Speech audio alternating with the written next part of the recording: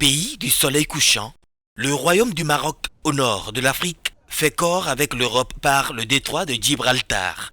Avec 35 millions d'habitants, il entend devenir l'un des États les plus modernes d'Afrique. C'est véritablement de nous inscrire dans une logique d'intégration dans l'échelle de valeurs internationales et le Maroc peut y participer et veut y participer avec un certain nombre de nos amis africains pour nous inscrire dans une logique d'industrialisation. Il est temps qu'on puisse transformer nos ressources naturelles au profit et que la valeur ajoutée se fasse dans nos pays.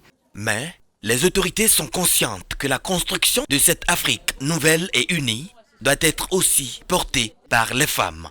Ainsi, le Conseil économique, social et environnemental situé dans la capitale Rabat a fait une série de rapports dans le cadre de la saisine et l'autosaisine relative à l'égalité des femmes dans tous les domaines de la société. Si aujourd'hui, au niveau politique, les femmes ont accédé au Parlement et au Conseil élu et à un certain nombre d'institutions dans la santé, dans l'éducation, les femmes, des chiffres des fois dépassent les hommes, mais dans d'autres domaines, la bataille continue et reste encore un chemin assez long à parcourir, notamment dans l'égalité hommes-femmes dans la vie économique et institutionnelle.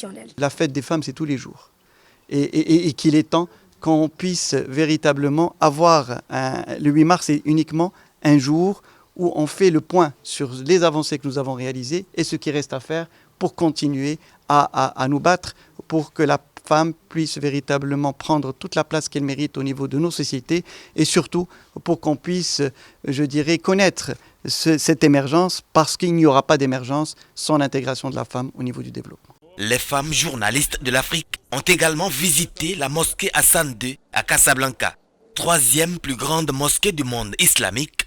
Elle s'étale sur une superficie de 9 hectares avec une capacité de 105 000 personnes, dont 80 000 à l'extérieur.